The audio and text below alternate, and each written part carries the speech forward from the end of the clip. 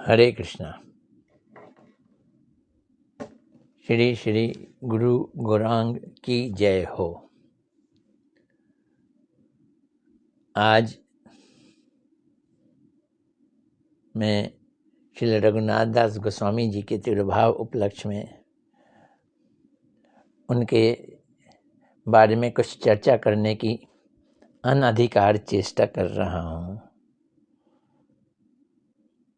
लेकिन लोभ मेरा अपना ही है कि उनकी चर्चा से मेरा अनर्थ नाश हो और मुझको आवेश युक्त प्रेमा भक्ति प्राप्त हो।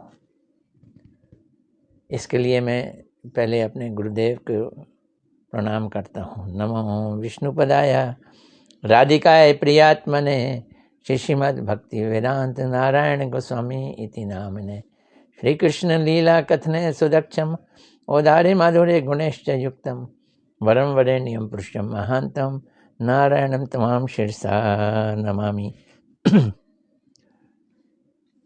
चैतन्य महाप्रभु की औदार्यमय लीला में जो रघुनाथ दास गोस्वामी उनके अन्यतम प्रिय शिष्य, वो कृष्ण लीला में रति मंजरी के नाम से प्रसिद्ध हैं। कई कई स्थान पर उनको रस मंजरी भी कहा गया है। तो जो रति मंजरी हैं, महाप्रभु जी के नित्य पार्षद हैं, उन्होंने अपने जीवन में ऐसा आचरण किया ताकि साधक को भक्ति के क्रम का पता चले। किस क्रम से हम भक्ति शुरू करके अंतिम अवस्था तक पहुंच जाएंगे, जिसे सिद्ध अवस्था कहते हैं।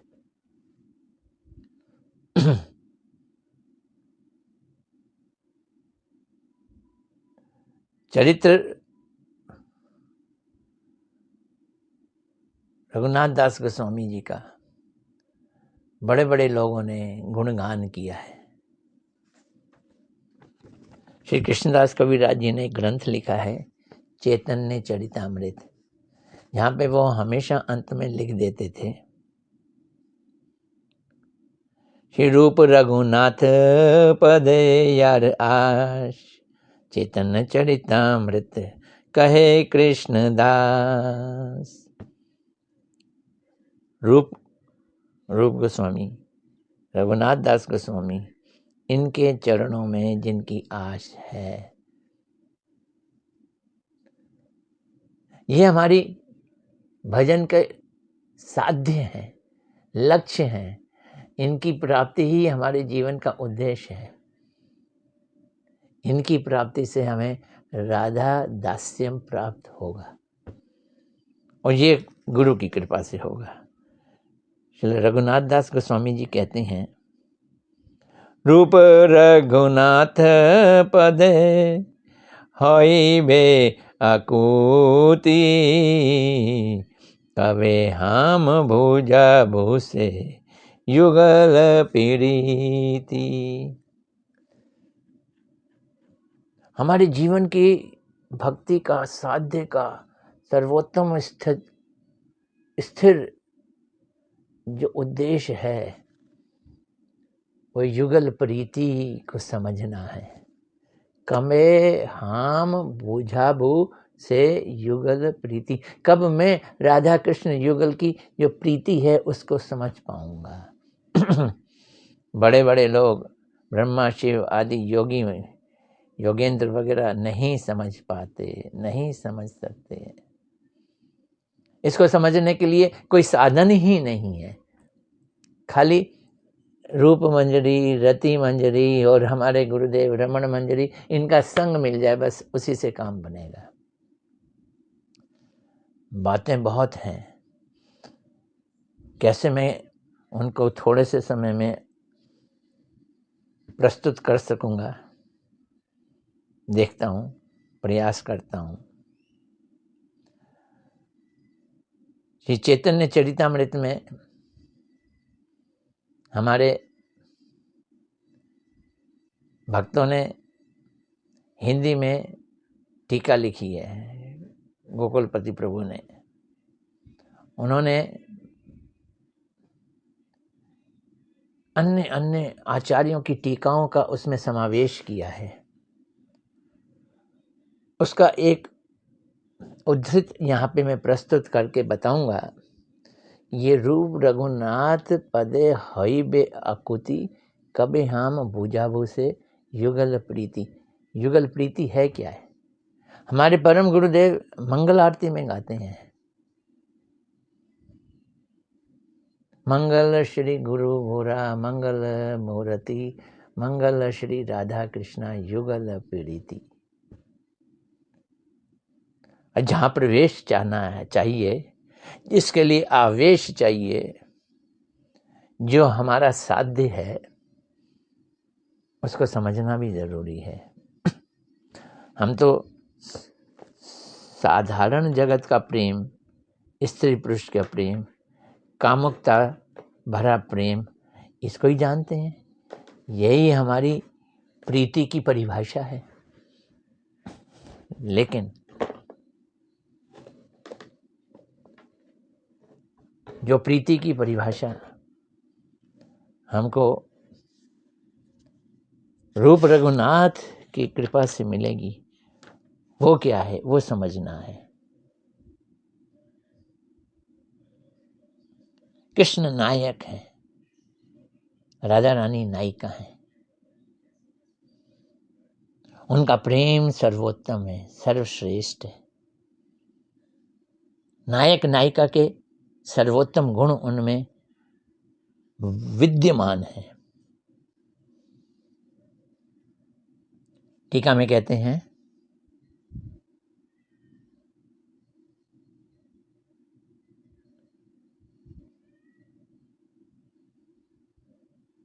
नायक और नायिका उचित रूप गुण आदि भी पूर्णतम जब तक नहीं होंगे, तब तक आनंद भी पूर्णतम नहीं होगा। इसलिए इन गुणों की पूर्णतम अभिव्यक्ति आवश्यक है। संसार में क्या होता है? संसार में स्त्री पुरुष, नायक नायिका कहना भी अनुचित लगता है। ये गुण पूर्ण हो सकते हैं? ये तो क्षुद्र होते हैं। नायक नायिका का रूप, नायक नायिका का गुण, नायक नायिका के भाव भौतिक जगत में एकदम असंपूर्ण हैं, अधूरे हैं, अस्थायी हैं, निम्न कोटि के हैं। उनका आवेश तो देह में होता है, और देह को ही अवस्था मिलती है, किशोर अवस्था। वो भी पूर्ण नहीं होती है, वो भी रुग्ण होती है। तो इस रुग्ण भौतिक देह से जो एक दूसरे के लिए आकर्षण होता है, वो एक दूसरे के लिए नहीं, अपने सुख की वासना के कारण होता है। ये मोहजनित आकर्षण है। ये शरीर की आवश्यकता का आकर्षण है, आत्मा की स्वाभाविकता नहीं है इसमें। और इसमें मिलने से किशोर अवस्था सफलता को प्राप्त नहीं होती। इसमें जो सुख भी मिलता है वो बड़ा ही क्षुद्र, बहुत ही अधूरा और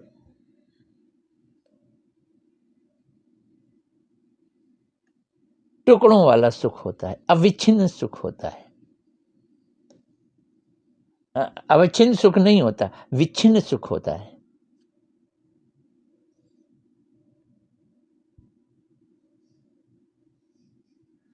लेकिन राधा कृष्ण का, राधिका आदि लैया केले रास आदि विलास, वांछा भरी आस्वादिले रसेर निर्यास। ये कृष्ण की लीला में है। यहाँ रास होता है, रास का विलास होता है। कृष्ण राधा आदि गोपियों के साथ रास विलास करते हैं। वहाँ वो अपनी वांछा, अपनी चाहत का आस्वादन करते हैं। किस चीज का आस्वादन करते हैं? रसेर निर्यास, जो रस का भी निचोड़ है उसका आस्वादन करते हैं। और ऐसा करके वो अपनी किशोर अवस्था को सफल बनाते हैं। किशोर वयसे काम जगत सकल, रास आदि लीलाए तीन करिले सफल। तो अपने किशोर अवस्था को रास आदि लीला से सफल करते हैं। बोलना तो मैं रघुनाथ दास गोस्वामी जी पे चाहता हूँ, पर रघुनाथ दास गोस्वामी जी से हमें ये चीज समझ आएगी जो यहाँ टीका में लिखी है, वो मैं प्रस्तुत करना चाहता हूँ। अंग्रेजी में कहते हैं ना, शेयर करना चाहता हूँ आप लोगों के साथ। जितने भी भगवत धाम हैं, बैकुंठ, साकेत आदि, उसमें भगवान के अनंत अवतार हैं। भगवान अनंत स्वरूपों में वहां रहते हैं और उनकी वहां पत्नियां हैं। तो उन समस्त प्रेयसी और पत्नियों के मध्य में जो ब्रज की गोपियां हैं वो सर्वश्रेष्ठ हैं। रूप में, गुण में, वेदग्धि में, एक्सपर्टीज में सर्वश्रेष्ठ हैं। उनका कृष्ण के प्रति अनुराग इतना प्रबल है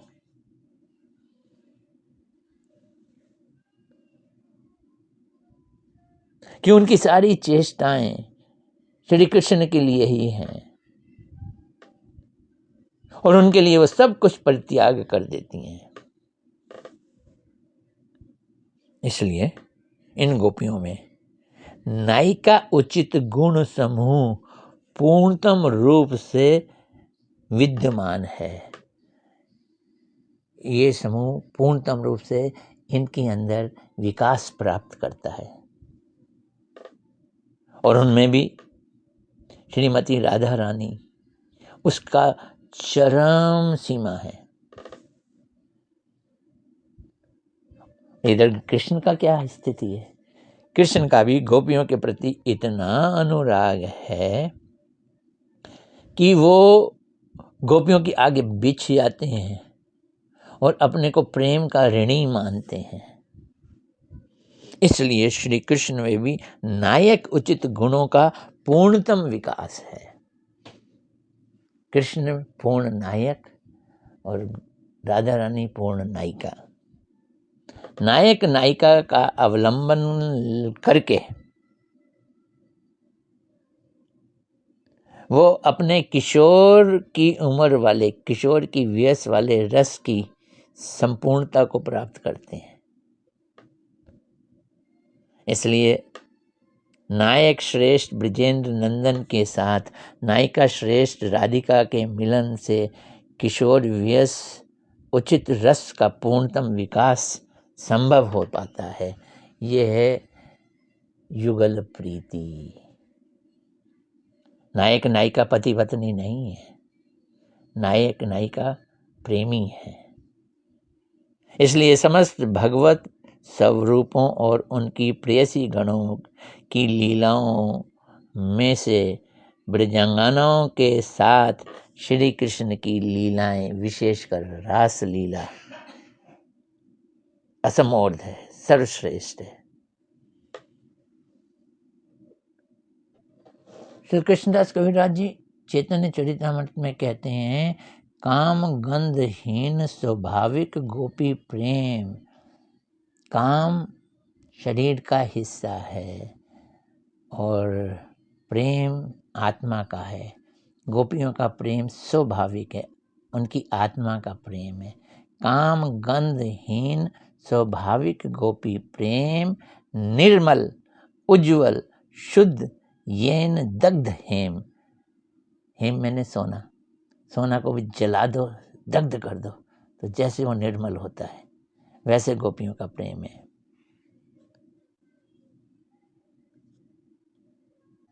गोपियों की प्रेम की खूबी जो हम जानेंगे, रूप रघुनाथ की कृपा से वो ये है कि गोपियां कृष्ण की क्या हैं। कृष्णदास कविराज जी बड़े सुंदर रूप से कहते हैं, कृष्णेर सहाय गुरु बांधवी प्रियसी। कृष्ण की सहायता करने वाली हैं, गुरु हैं, उनकी बांधवी बंधु हैं और प्रेयसी हैं। कृष्णेर सहाय गुरु बांधवी प्रेयसी, गोपिका हैन प्रिया शिष्य सखी दासी। और यही गोपियां प्रिया भी हैं, प्रिया पत्नी नहीं, परकिया भाव से प्रिया, और शिष्या भी हैं और सखी भी हैं और दासी भी हैं। क्या खूबी है इनमें? गोपिका जाने न कृष्णेर मनेर वांछित, जो कृष्ण के मन की इच्छा है गोपियां जानती हैं। प्रेम सेवा परिपाटी इष्ट समीहित, इसलिए उनकी प्रेम की सेवा सर्वांग अपने सब अंगों को देकर कृष्ण को आनंदित करना, ये उनकी प्रेम की परिपाटी है। ये प्रेम जानेंगे हम, कैसे जानेंगे? रूप रघुनाथ पद हई बे अकूती, कबे हम बुझाबो से युगल प्रीति। रूप गोस्वामी जी के अन्यतम प्रिय श्री रघुनाथ दास गोस्वामी, इनका जन्म सन 1495 1495 में सप्तग्राम के निकट एक स्थान है कृष्णपुर, यहाँ पर इनका जन्म हुआ था। ये स्थान हुगली जिले के अंतर्गत है, सप्तग्राम।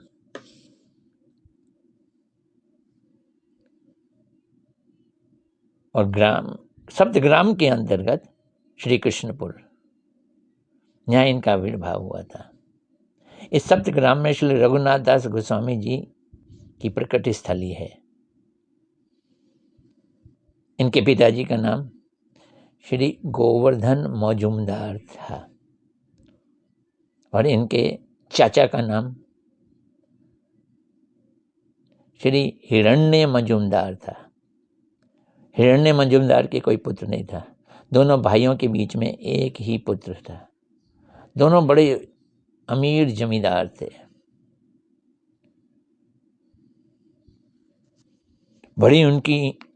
बहुत उनकी इनकम थी, बहुत पैसा था। सुना है 8 लाख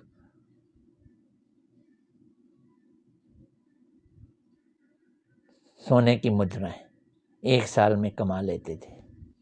उस समय एक मुद्रा से कई मन चावल आ जाया करते थे, आज के 1 रुपए जैसा नहीं था। ये जो सप्तग्राम के पास यहाँ इनका जन्म हुआ, कृष्णपुर जो इनका स्थान है, वहीं पास में एक जगह है, उसका नाम है चांदपुर।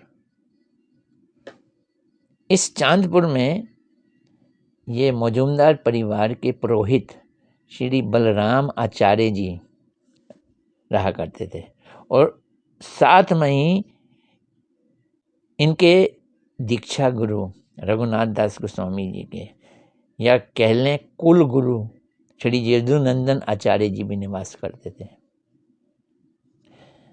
बड़े उच्च कोटि के भक्त थे, वैष्णव थे।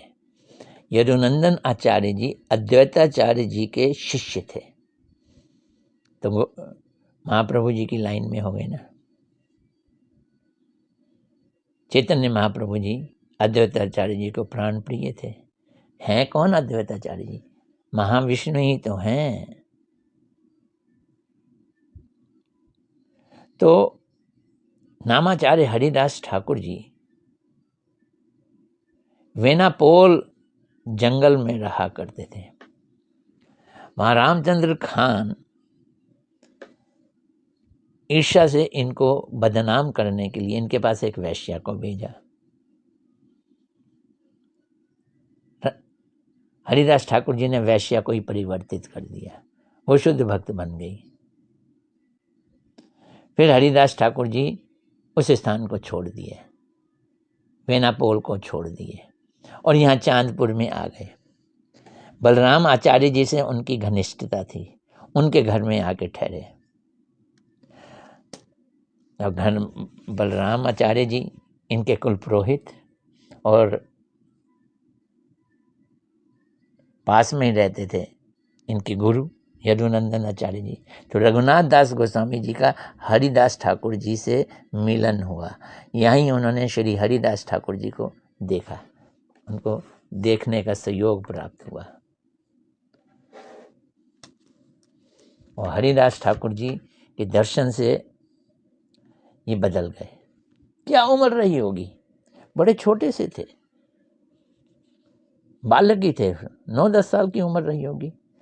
अगर इस छोटी सी उम्र में महाभागवत के दर्शन हो जाएं, फिर कहना ही क्या।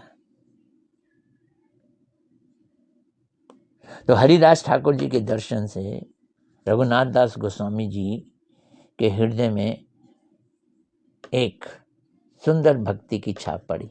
ये रघुनाथ दास गोस्वामी जी अपनी जीवनी से लोगों को शिक्षा दे रहे हैं कि जीवन का आमूल परिवर्तन हरिदास ठाकुर जैसे महाभागवतों के दर्शन से होता है। लेकिन उससे पहले अद्वैताचार्य जी के अन्यतम शिष्य यदुनंदन आचार्य जी से पहले दीक्षा लेनी पड़ेगी। दीक्षा लिए, फिर हरिदास ठाकुर जी को प्राप्ति हुई, उनका सानिध्य हुआ। चैतन्य चरितामृत में कृष्णदास कविराज जी बड़े सुंदर रूप से बतला रहे हैं, रघुनाथ दास बालक करेन अध्ययन, हरिदास ठाकुरेर जाई करेन दर्शन। अभी पढ़ रहे थे, उसी समय हरिदास ठाकुर जी के दर्शन हो गए। हरिदास कृपा करेन ताहार ऊपरे, हरिदास ठाकुर जी अंदर से हृदय पिघल गया, कृपा आ गई उनके ऊपर।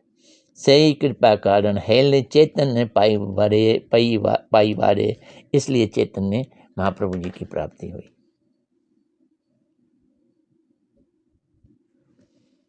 श्री गोवर्धन मजूमदार श्री अद्वैताचार्य जी के प्रति बड़ी श्रद्धा रखते थे, उनकी सेवा किया करते थे धन से, मन से, तन से। और अद्वैताचार्य जी का संबंध यदुनंदन आचार्य जी से भी था। तो एक बार जब चैतन्य महाप्रभु जी ने संन्यास लिया, तो संन्यास लेने के बाद वो सबसे पहले शांतिपुर में ही आए, अद्वैताचार्य जी के पास आए। जब वो अद्वैताचार्य जी के पास आए, उस समय रघुनाथ दास गोस्वामी जी को पता चला, उनको दर्शन प्राप्त करने की अत्यंत उत्सुकता जागृत हुई। माता पिता को कह के पहली बार उन्होंने महाप्रभु जी के दर्शन किए, उन्हें के चरण कमलों में जाके गिर गए। रघुनाथ दास गोस्वामी जी महाप्रभु जी को देख के भाव विभोर हो गए। महाप्रभु जी जितने दिन शांतिपुर में रहे, रघुनाथ दास गोस्वामी जी अद्वैताचार्य जी के पास रहे, क्योंकि अद्वैताचार्य जी गोवर्धन मजूमदार के बड़े प्रिय थे।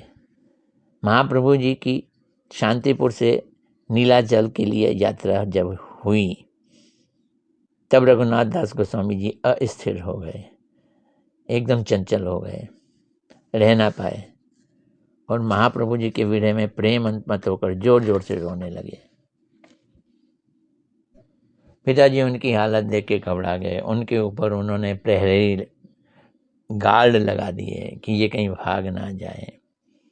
महाप्रभु जी फिर एक बार वृंदावन जा रहे थे, पर ना जाकर कनाई नाट्यशाला से वापस आके फिर शांतिपुर आए और उस समय रघुनाथ दास गोस्वामी जी फिर उनके दर्शन करने के लिए आए। और जब इस बार दर्शन करने के लिए आए तो रघुनाथ दास गोस्वामी बेचैन हो गए, वो महाप्रभु जी के साथ जाना चाहते थे। तब महाप्रभु जी ने उन्हें क्या शिक्षा दी है ये समझनी है, बहुत ज़रूरी है। स्थिर हैया घरे जाओ ना हो मातुल। स्थिर हो, चंचल मत हो, पागल मत बनो, घर जाओ। क्रमे क्रमे पाए लोक भव सिंधु कूल। ये जो भव सिंधु का किनारा है ना, इस सागर का किनारा क्रम क्रम से पाओ, धीरे धीरे से पाओ, एकदम नहीं मिलेगा। मरकट वैराग्य ना करे लोक दिखाया। बंदरों वाला वैराग ना करो, घर नहीं बनाना लेकिन बड़े घरों के अंदर रहना, खाना नहीं बनाना किसी की थाली से भी खा लेना, ऐसा वैराग्य नहीं है। तो क्या करो, यथा योग्य विषय भुंज अनासक्त हय। यथा योग विषयों को भोगो, घर में रहो और अनासक्त रह के, अटैच नहीं रहो उनके साथ। कैसे करो, अंदर निष्ठा, अंतरे निष्ठा कर वाहे लोक व्यवहार। बाहर से लोक व्यवहार करो, अंदर से निष्ठा रखो। अचिरात कृष्ण तुम आए करीबे उद्धार। श्री कृष्ण बड़ी जल्दी तुम्हारी रक्षा करेंगे। चले गए। आज मेरा समय तो हो गया है। जाने के बाद उन्होंने क्या किया, ये मैं अपनी अगली कड़ी में वर्णन करूँगा। हरे कृष्णा कृष्णा कृष्णा हरे हरे, हरे राम राम राम हरे हरे।